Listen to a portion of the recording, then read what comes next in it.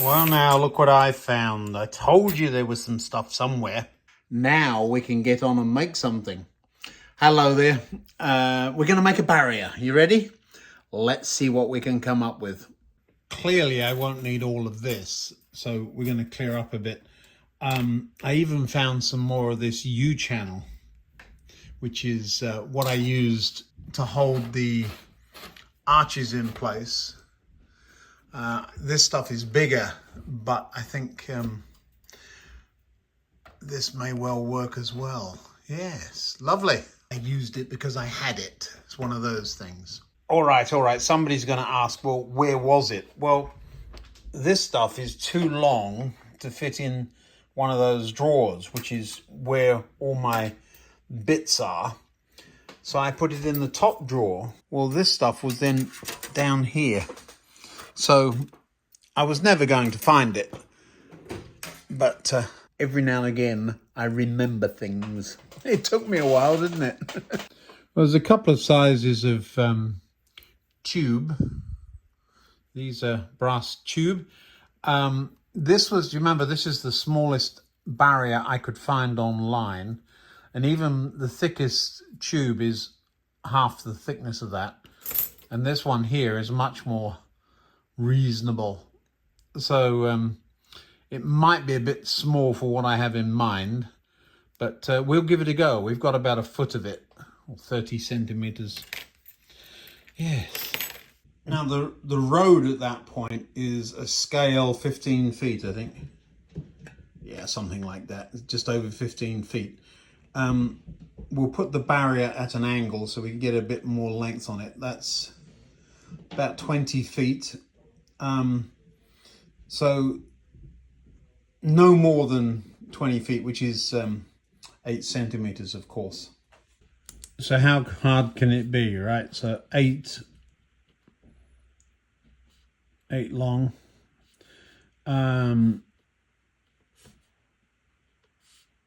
We're gonna want a hinge of some sort and a support of some sort, both sides. And then at the other end, we want something to catch it.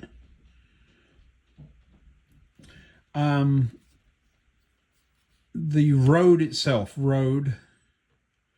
is 6, so it must be at least 6. So greater than 6 between there and there. Well, if we say 4 feet, 16. What am I talking about?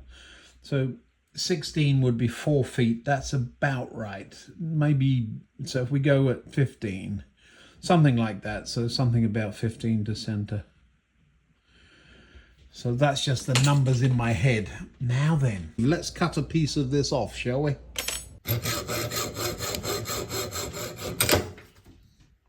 I'm old-fashioned. I use a saw. And then a file to smooth off the ends.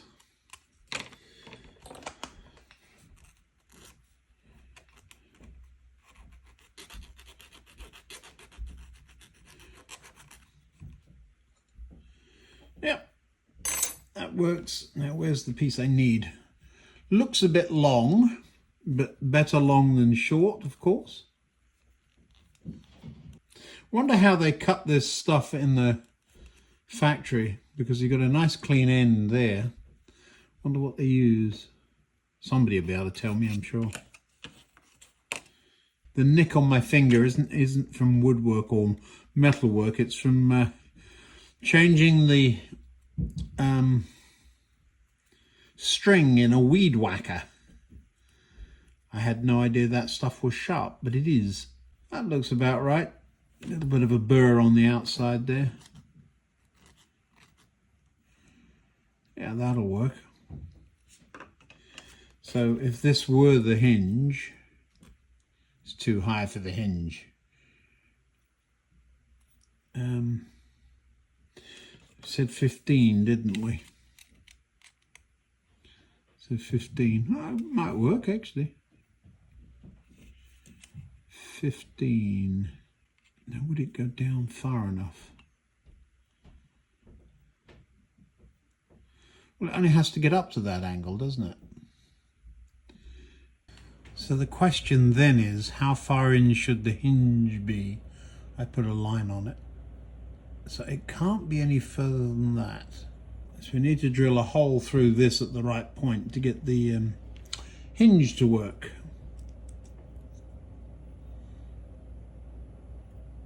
I can see us cutting this thing down again. So which was the rough end? This end. So we'll keep that as the good end. It doesn't teeter-totter in the middle or anything, so it's how far out does it stick. Usually they have a weight on one end, don't they? I'm going to start doing Pythagoras in a moment. So if we say 10, hole at 15, what does that do? So to there. Yeah, we're going to 15 in and drill a hole through it. This is where your markings start to become a significant size. So I'm going to clamp that up in the vise and pop a hole through it. Now I'm sure if you're into this stuff for very long, there would be a chuck that would hold these things. I have a drill press in the garage, but it's not a very good one and certainly not accurate enough to hold that. These drills we've come across before, of course. Too small. Can't get the packet open to show you. These a bit like dentist drills. The biggest one of those is about the same size as this, and they're on a shank that would fit in the press. But I think I'm going to try and do it by hand. We'll see. Now, I've never done this before, but I've moved the vise down this way and put it up backwards so that you can see what I'm up to. Where's my mark? There it is. Well aware that the chances of holding this still and putting two drills in and not breaking the drill bit are not high. Hello, you've come to see me, have you? Oh, hello. You want your ears rubbed, is that it? Oh, I know. There we are. You're a good old dog, aren't you? You just come all the way down the stairs just to have me chuck you under the chin and rub your ears. Yeah. There we go. Well, that was it. One ear scratching later, and off he goes.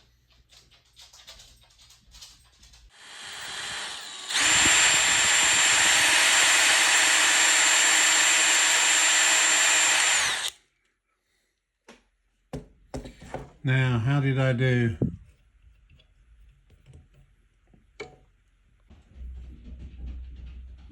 Not bad. Yeah, that'll work.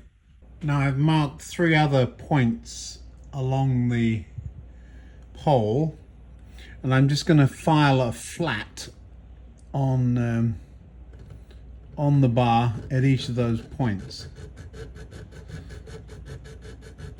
Now what's he up to? Well, you'll see in a minute.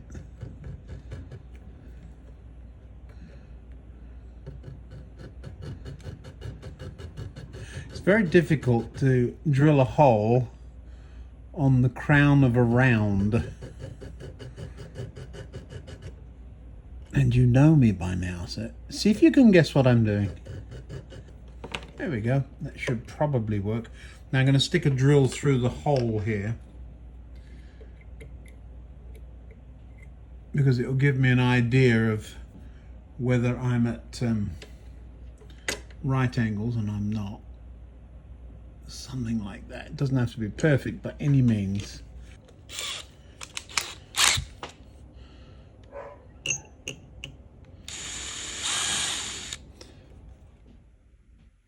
Let's see, can we do this?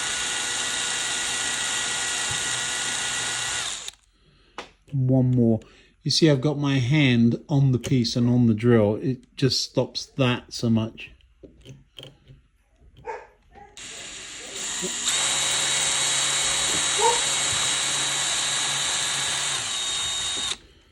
Shadow, is that you barking?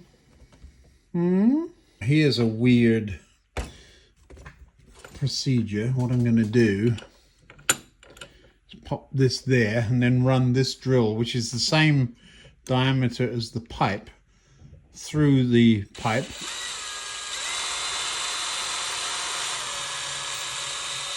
From both ends, and it will deburr the inside. Now, why do I need to deburr the inside? Now, there's a little dent on this end, so this could get interesting.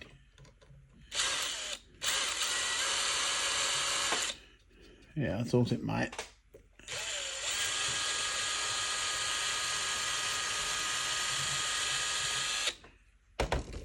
So now we're going to have a look, see how far I went in there. So yeah, we're past all of the holes.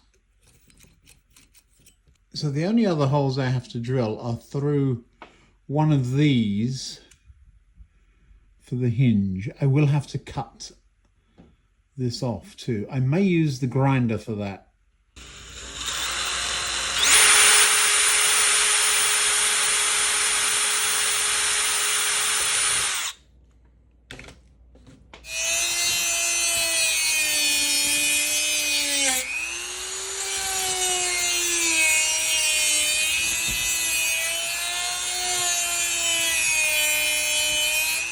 Ooh, that's still a little warm. Now then.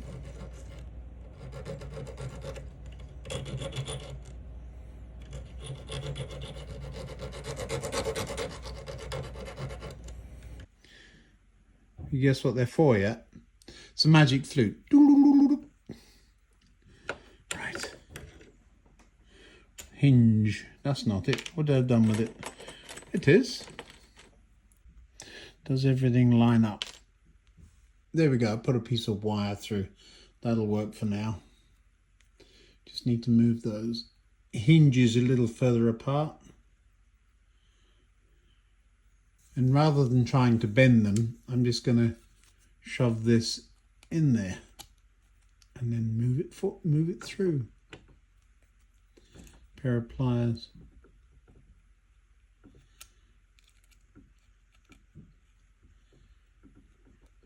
Right then, let's clamp the hinge in the bottom. There we go. All loose and flobble double.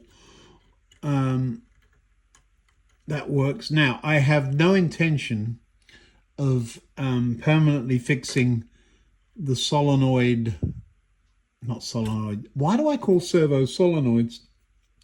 The servo that pulls on this will be pulling on a wire that's hooked in the end, that's all.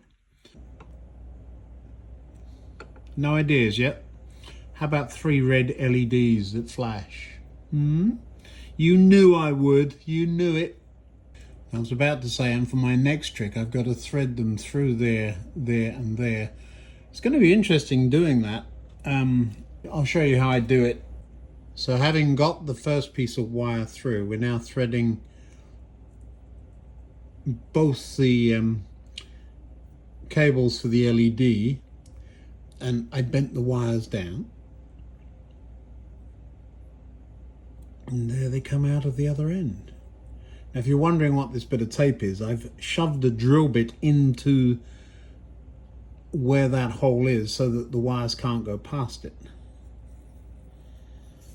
And now we can turn the LED over and seat it nicely there. Now, I'm a little worried because, let's have a look on another one.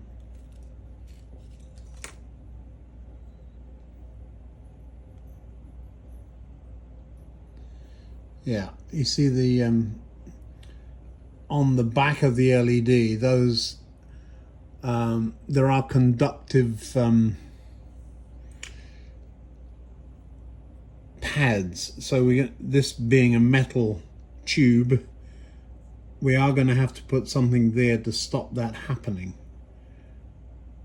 But yeah, so having got one through, we start with the most difficult one always, and see what's happened. It's gone in there and out there. So let's take that one back out. We could make the tube one of the poles. So I've done that in the past, haven't I? Do you remember? So you make the tube, let's say the 0, so I wouldn't actually have to run the black wire at all. But we're going to. The other thing, of course, is I really don't want these wires continuously getting bent. So we've got to find a way of terminating them before they go down through the hinge. And you remember I said there'll be a block on the other end? It might have been a smart idea to run them out to that. Use that fake weight as a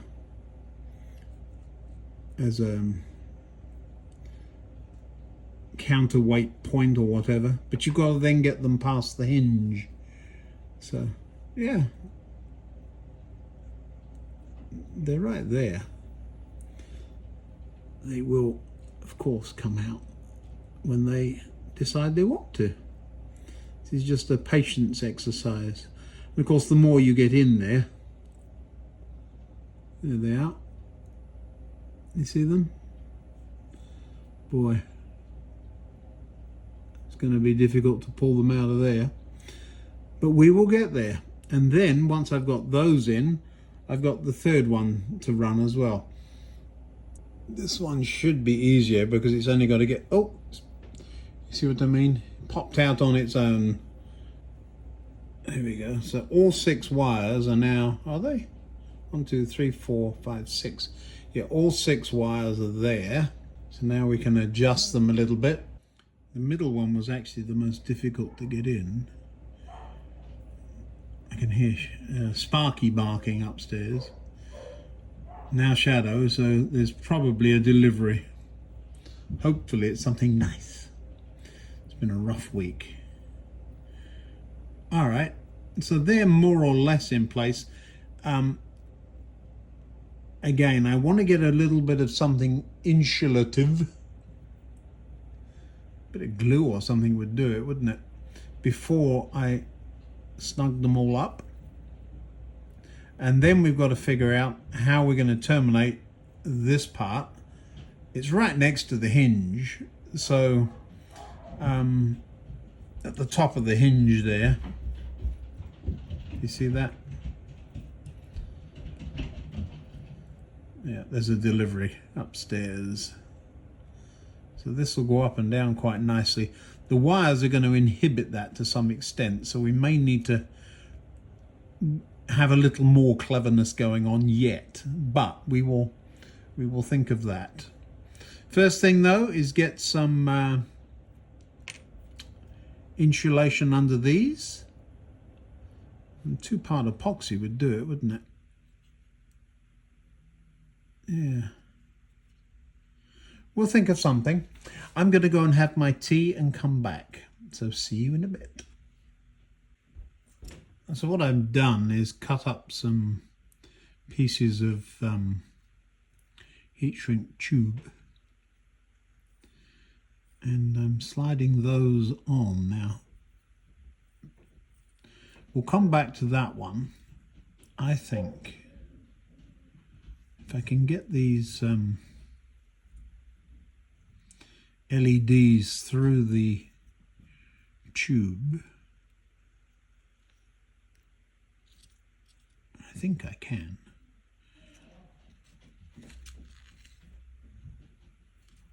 Can I?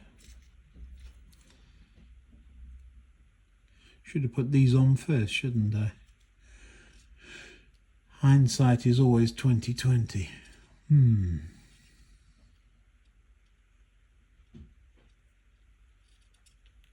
Are the red ones fatter? Is that what's going on? I thought I got... They are. You know what? The red ones are bigger. Huh. Well, I think the red ones go over, but the white ones do not. That's exactly what's happening. We just have to find some bigger heat shrink. But you see how that looks with the lights on it? I think it's going to look lovely once I get it working. So we'll just use bigger heat shrink. I think I've got some that will shrink down that size. There we are. I've cut a piece of that off, and I'm going to see, does it actually shrink down? It doesn't look like it would, does it? But let's give it a try. Well, remarkably, it does. It shrinks down quite nicely to that size. The problem now, of course, is that that is such a thick lump on there. We're back to the same thickness that I was trying to avoid in the first place. Yes, we may end up going back to paint because I do not like how thick that is. Oh my, it's on there. Yeah, this is the stuff with the glue in it. But you see how the wall actually gets thicker as it shrinks down. Do you see that? So this started out that big. All right. I think the idea of a little bit of heat shrink tubing isn't a bad one, because that will make very nice insulation underneath the lights. So I think I will do that. But can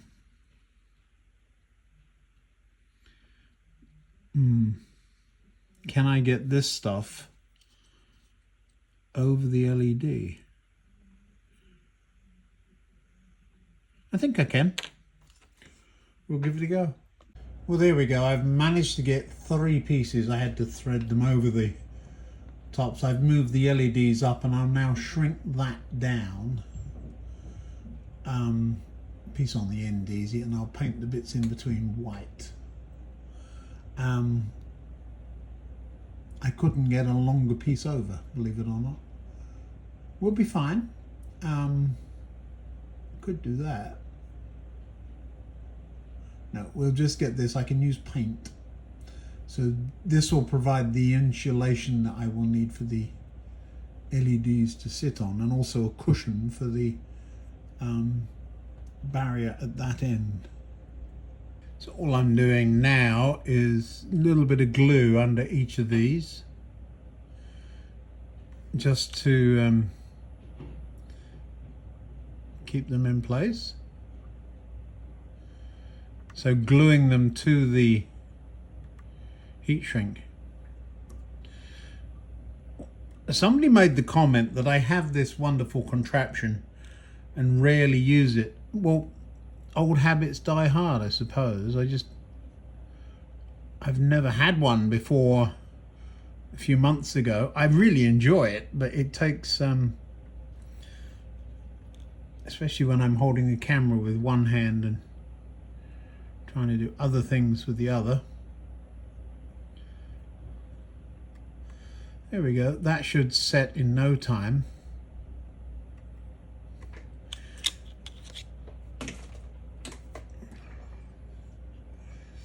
And we'll have a barrier then with 3 red lights on it. The cables are plenty long enough to get down below the board. So my thinking is I can make all kinds of clever connections there, but so long as I leave a reasonable amount of slack, this isn't like, it's not like it's going to be up and down every 5 seconds. So let's use a piece of heat shrink as a hinge. So just pop it on there. I don't think there's going to be reason to shrink it down.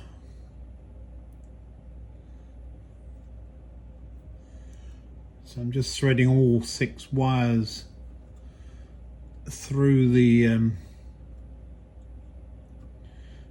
hole.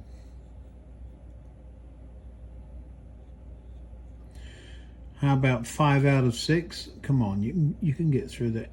You may remember me saying I do not like shortening these wires.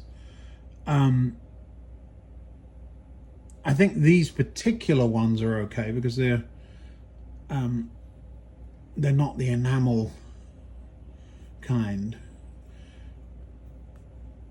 Now, I think that'll work just fine. I may shrink down this end of it.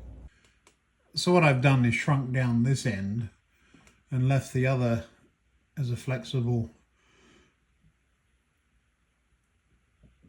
I think we're fine. I have no idea where it came from, but it's ideal. I found a brass, one of those nails I cut down for something or other. And what was I using that for? I don't remember. But anyway, that will make a wonderful hinge. See if I'm in the right ballpark at least.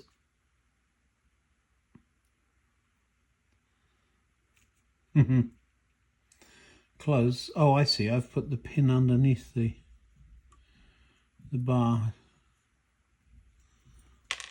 Oh, you're fiddly. Yes, you are. All right, put you back in the clip. And where's the hinge? There it is.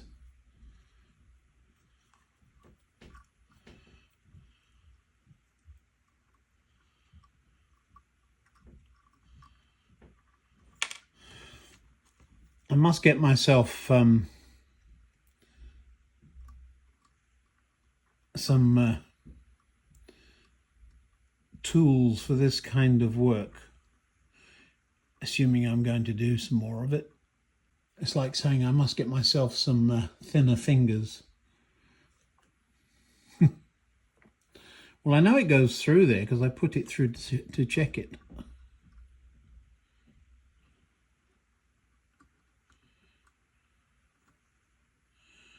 And now, of course, it won't. I'm wondering if that piece of red on the end is going to get stuck in between the hinge here. I think it'll be all right. I'll see in a minute.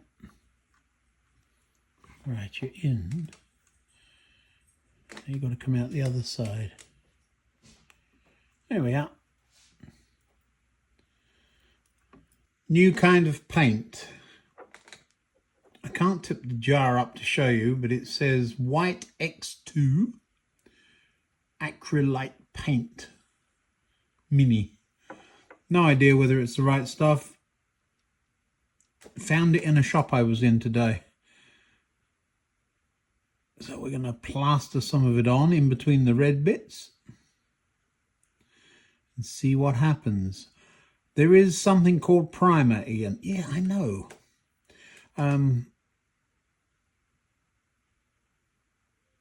Can't find it. Online, you idiot. Yes, I know, but that's not today. And my patience does run out. We'll see what happens.